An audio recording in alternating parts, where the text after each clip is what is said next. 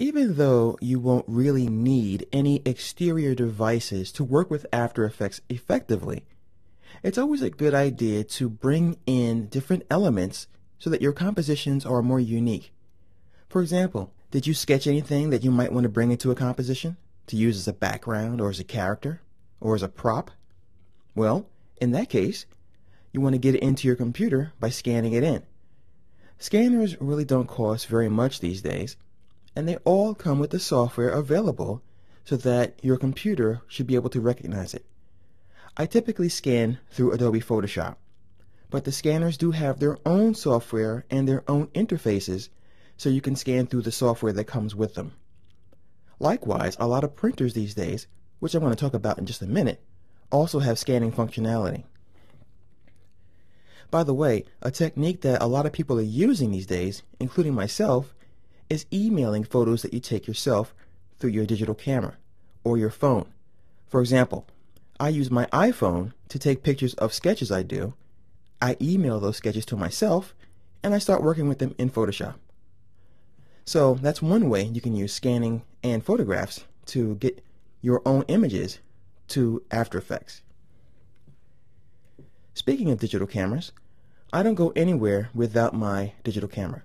I have a Sony CyberShot, and it's really a great camera, but I highly recommend that you go to your favorite electronics store and shop around. The prices are pretty reasonable these days. You can get a camera for about $100, $200, and of course much higher.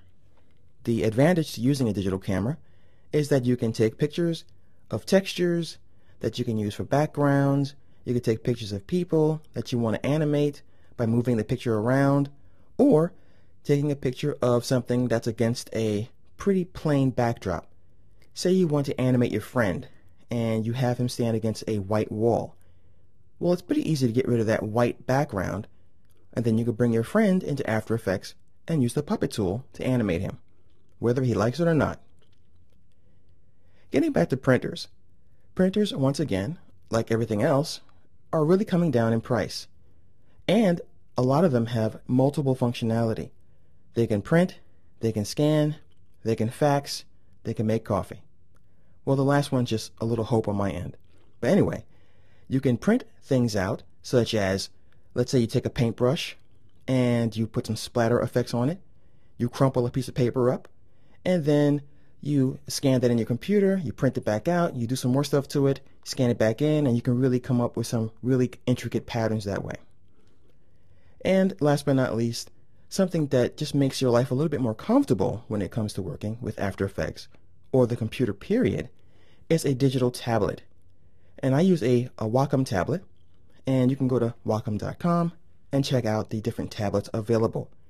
They range in price from $100 on up to about a couple of $100 in different sizes, and as you can see here, they have a brand new one. So that is just a few of the suggestions I'm going to make as far as increasing your functionality with peripheral devices for use in After Effects and in general with your computer work.